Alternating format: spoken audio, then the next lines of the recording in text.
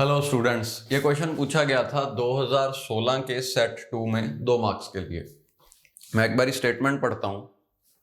Suppose the functions f and g can be computed in 5 and 3 nanoseconds by functional units uf and ug respectively. Given 2 instances of uf and 2 instances of ug, it is required to implement the computation of f of g of x I for I goes from 1 to 10, ignoring all the delays.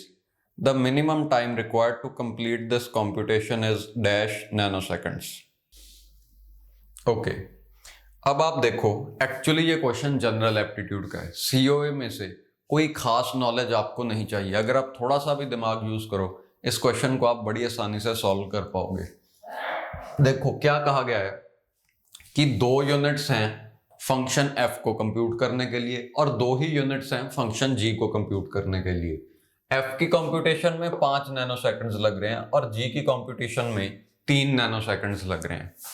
ये code है जो आपने execute करना है, यानी कि f of g of x compute करना है इन 10x के लिए, यानी कि x1 से लेके x10 तक।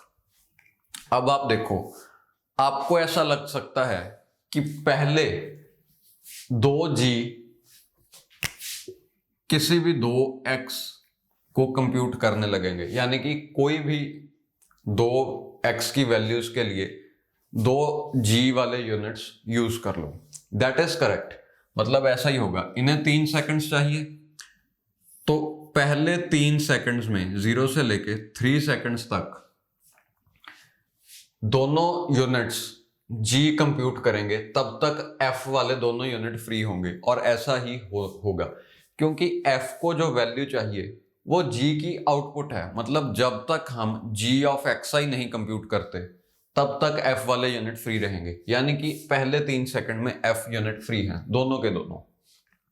इसके बाद जब g ऑफ xi कंप्यूट हो गया किसी भी 2x के लिए, उसके बाद आप अगले 5 सेकंड यानी कि 3 से लेके 8 तक, ये 5 सेकंड्स में यहां पे कंप्यूट हो रहा है g, यहां पे आप कंप्यूट कर लोगे f, यानी कि अब इस g यूनिट ने जो आउटपुट दी, आप इसकी आउटपुट दे दोगे यूनिट f को। ओके, तो आपको लग सकता है कि 8 सेकंड में एक पेयर की कंप्यूटेशन हो रही है। टोटल आप देख सकते हो 5 पेयर्स हैं, 1 2 3 4 और 5। तो आपको लग सकता है कि आपका आंसर है 8 into 5 which is 40, बट ये गलत है। 40 आंसर नहीं है, थोड़ा सा दिमाग यूज करो। जब पहले हमने यूनिट g को यूज किया, उसके बाद यूनिट f को यूज कर रहे हैं, इस सारे टाइम में g तो फ्री पड़ा है ना, g को तो किसी पर डिपेंडेंट होने की जरूरत ही नहीं। तो इस टाइम में, यानी कि पहले 3 सेकंड्स में हमने x1 और x2 के लिए g कंप्यूट कर लिया।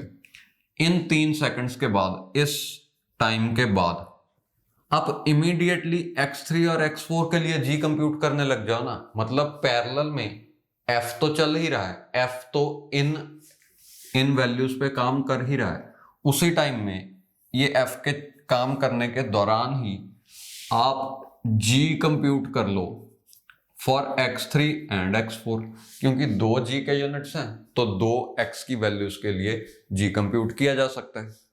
उससे फायदा क्या होगा, यहां पे अब 8 से और 3 सेकंड वेट करने की बजाय हम सीधा ही f कंप्यूट कर लेंगे, यानी कि अगली जो वैल्यूज हैं उनके लिए g पैरेलल में ही कंप्यूट हो चुका होगा।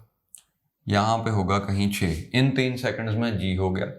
अब आप डायरेक्टली सीधा f कंप्यूट करोगे इन दोनों पेयर्स के लिए, यानी कि एक्चुअली जो टाइम लगेगा पहले 3 सेकंड्स g के लिए, इस टाइम कोई भी f का यूनिट नहीं चल सकता, यानी कि 3 सेकंड्स पहले, उसके बाद ये 5 सेकंड्स प्लस 5।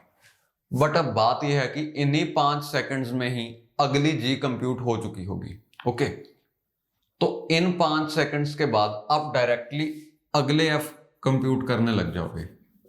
ओके, अब इस पेयर को और 5 सेकंड्स लगेंगे, बट इन्हीं 5 सेकंड्स के दौरान अगली जी कंप्यूट हो चुकी होगी। मतलब आप क्या करोगे, सिर्फ एफ के लिए जो टाइम लग रहा है उसे काउंट करोगे। Okay, +5, okay, so on. ये कितनी बारी होगा, हर पेयर के लिए एक बारी, यानी कि 3 + 5 5 बारी आएगा। सो इन टोटल ये बन गया 5 × 5, 5 × 5 हुआ 25 प्लस ये initial 3 seconds means 28। Answer to this question is 28 seconds, या मे बी माइक्रो सेकंड्स था, जो भी यूनिट था नैनो सेकंड्स। सो ये आंसर इज 28 नैनो सेकंड्स।